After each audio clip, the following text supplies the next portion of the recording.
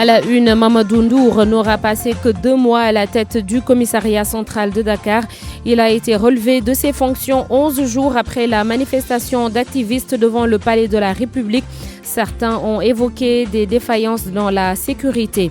Ce 10 décembre, anniversaire de la Déclaration universelle des droits de l'homme, prétexte pour s'intéresser aux droits des détenus à la MAC de Ziguinchor. L'administration pénitentiaire a mis les moyens pour préserver l'intégrité des pensionnaires, mais aussi préparer leur réinsertion sociale. Gestion de l'hydraulique urbaine, les travailleurs de la SDE et le ministère de l'eau et de l'assainissement restent divisés sur les 7,5% du capital de Suez proposé par l'État. Les agents veulent plus, mais ont tout de même décidé de suspendre leur grève. Le commissaire central de Dakar a été relevé de ses fonctions. Mamadou Ndour quitte ce poste seulement 2 mois après sa nomination pour rejoindre le cabinet du directeur de la police nationale. Ce changement intervient plusieurs jours après la manifestation interdite devant le palais de la République. El Hadj Ndiogoudjen avec nous en direct dans ce studio. Il n'aura passé que 2 mois seulement à la tête du commissariat central de Dakar. Le commissaire Mamadou Ndour, remplaçant du commissaire Ndiakhessène, est à son tour remplacé depuis hier par le commissaire El Hadji Ibrahima Dramé, qui dirigeait jusque-là le commissariat spécial de l'aéroport international Blaise Diagne de Diass. Mais le désormais ex-commissaire central de Dakar est affecté au cabinet du directeur de la police nationale. Tout porte à croire que le commissaire Mamadou Ndour paie les défaillances sécuritaires notées le vendredi 29 novembre dernier lors de la manifestation de Guy Marius Sagna et compagnie. Le célèbre activiste et ses camarades avaient réussi à manifester devant le palais présidentiel après avoir pris départ à la place de l'Indépendance. Guy Marius Sagna s'était même permis de s'agripper aux grilles du palais et ce sont des éléments de la garde présidentielle et de la gendarmerie qui sont intervenus pour arrêter les manifestants alors que cette zone est sous la compétence territoriale du commissaire central de Dakar. Une défaillance qui coûte donc son poste au commissaire Mamadou Ndour. L'activiste Guy Marius Sagna et ses camarades ont été par la suite arrêtés et placés sous mandat de dépôt. Ils sont poursuivis pour trouble à l'ordre public et participation à une manifestation interdite, entre autres chefs d'inculpation. Merci El Hadj Ndiogoudjen. Dans la même lancée, intéressons-nous aux droits des détenus à la maison d'arrêt et de correction de Ziguinchor. Le prétexte, c'est ce 10 décembre qui marque le 71e anniversaire de la Déclaration universelle des droits de l'homme. Alors, l'administration pénitentiaire à Ziguinchor a installé des équipements de vidéosurveillance pour éviter toute velléité de maltraitance de la part des gardes. Il y a également un important volet consacré à la réinsertion des détenus. Le reportage de Lamine Ba. L'administration pénitentiaire de la zone sud a pris toutes les dispositions pour s'assurer qu'aucun détenu ne soit torturé. Il a installé un système de vidéosurveillance qui permet à la hiérarchie d'avoir en temps réel les informations en provenance de la prison. Une volonté pour l'administration pénitentiaire de respecter et de faire respecter les droits des détenus.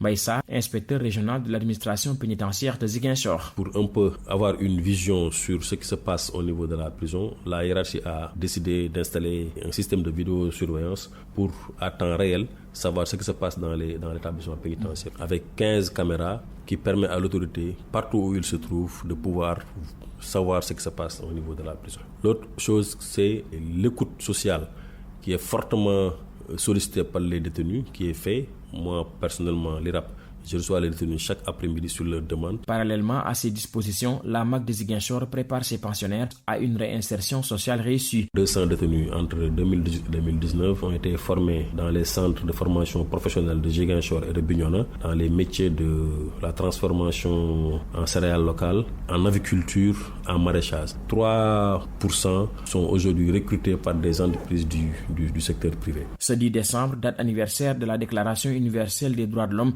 l'administration pénitentiaire de la zone sud compte marquer l'événement par une série d'activités ponctuées d'initiatives récréatives et de causeries sur les droits des détenus. Il est prévu aussi l'inauguration par les directeurs de l'administration pénitentiaire d'un espace de réinsertion construit à la MAC de Ziguinchor. Lamine Ba, Ziguinchor, Radio Futur Média. Il est 7h05 à la cité Khadija de Thiaroye Azur. Les résidents ne dorment plus que d'un seul œil. L'origine de cette tourmente, l'odeur qui s'échappe du pipeline de la SAR. La société a installé un cordon de sécurité pour faire dévier les véhicules et protéger les personnes. C'est un reportage signé Nangoka.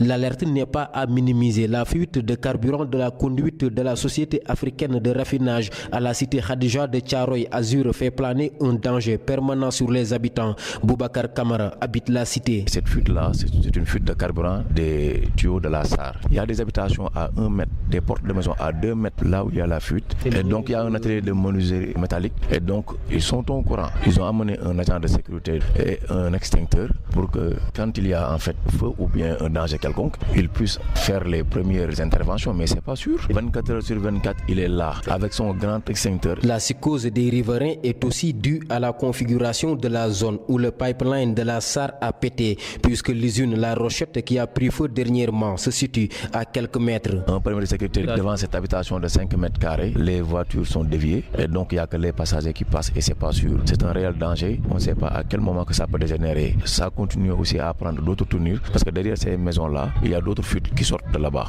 Il y a une usine là qui a pris feu, La Rochette. Les sapeurs-pompiers ont passé 48 heures ici pour l'atteindre et donc c'est à moins de 150 mètres. Vous voyez le danger que nous vivons ici. On ne parvient pas à travailler normalement parce que nous pensons toujours à nos enfants, à nos familles que nous laissons ici. Maintenant que l'alerte est donnée, la balle est désormais dans le camp de la société africaine de raffinage Nongoka Thiaroye Azur, RFM. Une entente à côté d'un gros désaccord. Les agents de la SDE ont accepté de lever leur mot d'ordre de grève après leur rencontre avec le ministre de l'eau et de l'assainissement.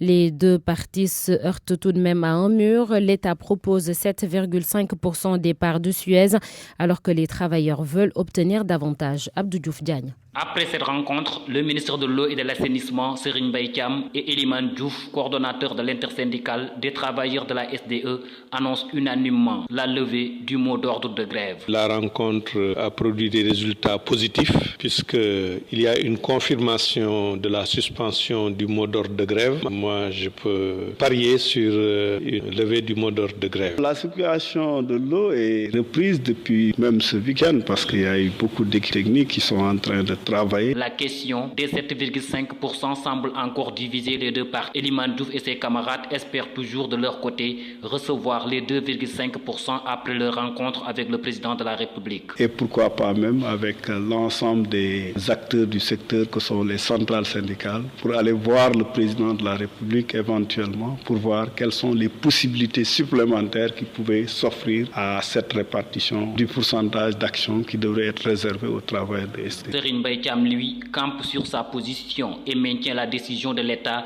qui consiste à leur donner 7,5%. Moi, j'ai essayé d'être sincère avec eux et de leur tenir un langage de vérité. Je pense que ce qu'ils ont obtenu est notable à l'issue d'une lutte. Je leur ai expliqué qu'aujourd'hui, un salarié de la SDE qui avait peut-être 100 000, 200 000 francs de dividendes en tant qu'actionnaire va se retrouver avec 300 000. Concernant la question des logements, le ministre promet de saisir son collègue du logement pour régler ce problème. RFM Rufisque, Abdou Diouf Diagne. Des éleveurs se sont réunis à Kaffrine pour fustiger l'accaparement de l'aliment de bétail qui leur est destiné. Le secrétaire général du syndicat unique des éleveurs du Sénégal était dans la commune de Kayi pour installer une cellule dans la localité. Aliou Dia a par ailleurs qualifié de folklorique la journée nationale de l'élevage célébrée le 28 novembre dernier à Kayel. Nous l'écoutons avec Omar Ndiaye. Dès son accession au pouvoir, le président Macky Sall a offert l'aliment de bétail d'une valeur de 4 milliards aux éleveurs. Mais les docteurs vétérinaires ont accaparé le don au détriment des ayants droit. Récemment, le président Macky Sall a encore octroyé 2 milliards pour l'aliment de bétail. Il est donc temps de se lever parce que les docteurs vétérinaires ont commencé leur lobbying. C'est eux qui achètent à usine pour revendre. Les commissions ne marchent pas. Ça doit cesser. Ils utilisent les moyens faibles pour accomplir leur forfait. Nous considérons que la journée de l'élevage est juste un sabbat des éleveurs. Durant cette journée, les problèmes des éleveurs n'ont jamais fait l'objet de prise en compte. La preuve, l'accaparement des terres continue toujours. Accaparement des terres, nous avons journée bi. La publicité dans les médias. Le directeur de la communication annonce un nouveau code. Selon Ousseynou Dieng, cela va permettre de mieux assainir le secteur et de réformer un code qui date de 1983. Le directeur de la communication au ministère de la Culture et de la Communication est au micro de Papa Balagui. Le code c'est un ensemble de dispositions juridiques et réglementaires. Pour matérialiser le code, il nous faut prendre des textes d'application. Ça peut être des décrets, ça peut être des arrêtés. Et dans le code aussi, il y a des lois qu'il faut finaliser. Si je prends le cas de la publicité, la dernière loi date de 1983. Ça dit complètement dépassé à tous les niveaux. Et donc, nous avons mis en place un comité pour réfléchir sur une nouvelle réglementation de la publicité. Le CNRA n'a même pas attendu cette loi pour prendre déjà des dispositions rappelées. Vous avez vu là tout dernièrement sur l'histoire du Khessal ou autre, le CNRA a rappelé un certain nombre de dispositifs. À la limite, il y a certaines dispositions qui existent même. Et donc, aujourd'hui, nous allons travailler pour avoir une transition numérique, mettre en place une transition juridique, c'est-à-dire les textes qu'il faut pour accompagner, mettre en place un modèle économique pour permettre aux acteurs qui sont performants d'être viables et d'exister, et au finish, permettre aux éditeurs de produire des contenus locaux de qualité, diversifiés, qui prennent en charge notre culture. Et nous y travaillons, tous les acteurs ensemble, sous l'égide du ministère. Et à mon avis, rien n'empêche qu'on puisse y arriver. C'était Ousseynou Dieng, le directeur de la communication. Et c'est la fin de ce journal à 7h11, Babacar. Sorna Natambay, merci. Les titres sport, Malal Junior Diagne. Tournoi de montée de basketball en première division chez les garçons. Bob et Isaac valident leur ticket. Ces deux équipes ont été imitées plus tard hier dans l'après-midi au stade Marius Ndiaye chez les filles par INSEPS du Duc et le CMT de Ziguinchor. Ces 4 équipes vont jouer la finale du tournoi cet après-midi. Ligue des champions en Europe. Déplacement périlleux pour Liverpool et Sadio Mané à Salzbourg au moment où l'Inter de Milan reçoit à 20h Léo Messi et l'FC Barcelone. Malal Junior Diagne, merci. Bonjour Pape Sambakan. Bonjour Babacar. Tout à l'heure pour votre chronique du mardi. L'emploi des jeunes, on en parle avec notre invité à 7h40, Wali Fall, ancien directeur général de l'ex-FNPJ, le Fonds national de promotion de la jeunesse. Fonds national de promotion des jeunes pour être exact. Bon début de journée à tous. RFM Matin 7h12 et la chronique culture d'Anna Rocha, présentée ce matin du nord du Sénégal. Bonjour à tous, je vous emmène ce matin à Saint-Louis, la ville tricentenaire qui accueille depuis vendredi dernier le 2e atelier de formation des journalistes culturels francophones initié par l'OIF. Hier, les 20 participants à cet atelier venus de 7 pays de la sous-région ont pu découvrir certains lieux historiques de la ville. Nous voici au centre culturel Le Château, ancien palais du gouverneur de la Mauritanie situé en plein cœur du quartier Santhiaba.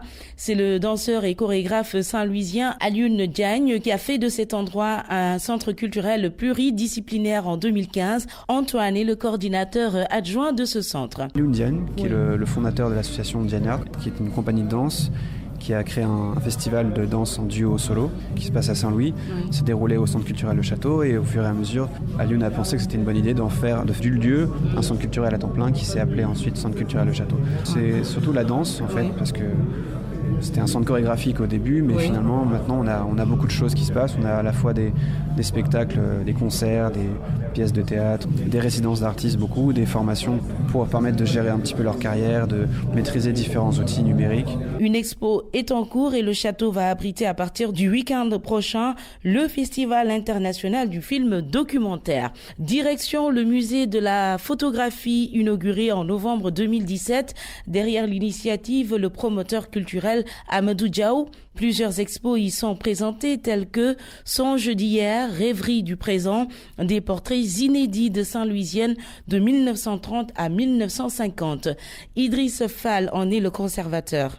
On a une exposition sur les femmes qui habitaient ici dans l'île. C'est des femmes en fait qui ont marqué Saint-Louis ou c'est juste des portraits de femmes anonymes? Des femmes qui ont marqué Saint-Louis. C'est une collection aussi faite par le fondateur du musée. Il m'a dit que ces photos appartenaient à sa maman.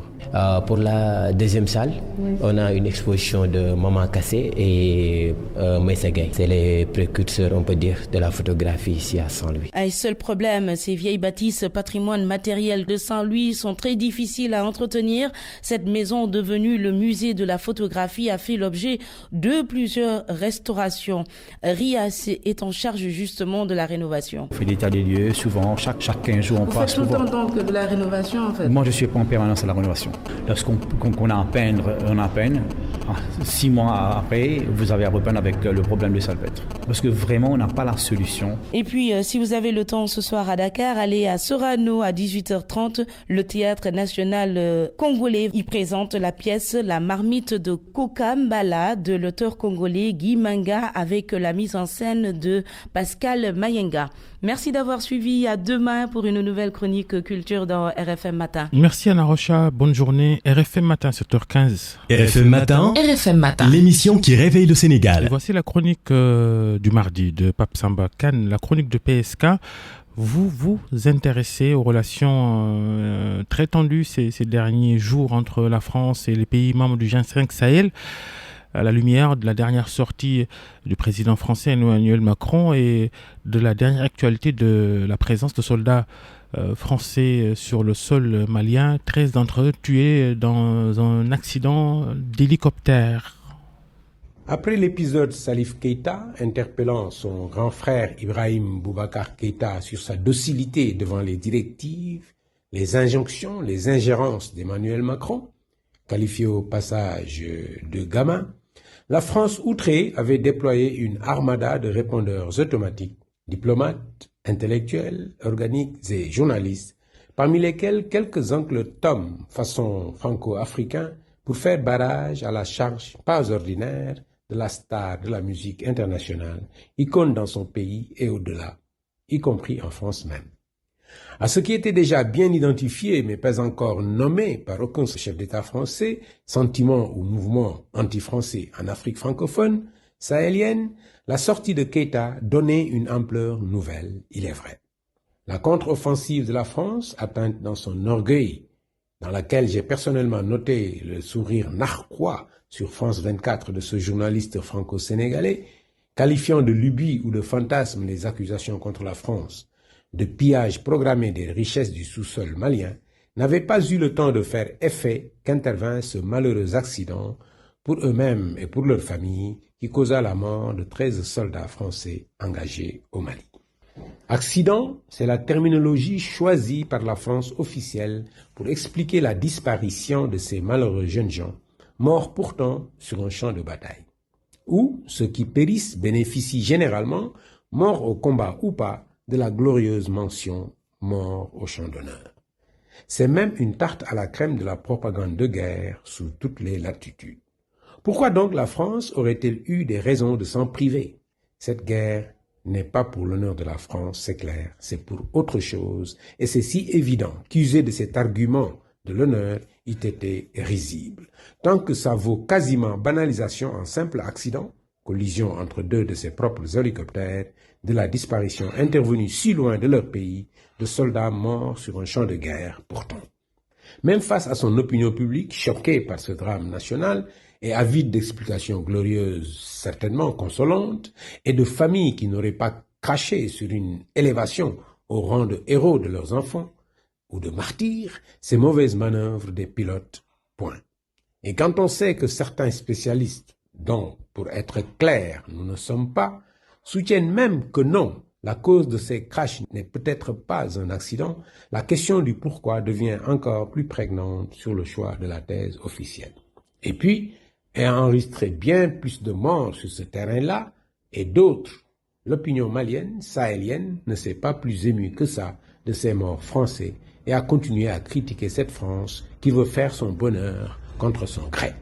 Alors, certes, l'injonction faite par Macron au chef d'État du G5 Sahel de venir s'expliquer, voire s'excuser à Pau de ce sentiment anti-français, enfin nommé par un chef d'État de Navarre, est choquante, mais allons au-delà. Deux petites observations qui sont d'ailleurs liées sur ce sentiment anti-français.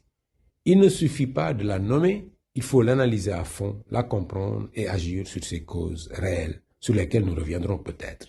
Deux, humilier leur chef ne fera que renforcer ce sentiment chez les Africains.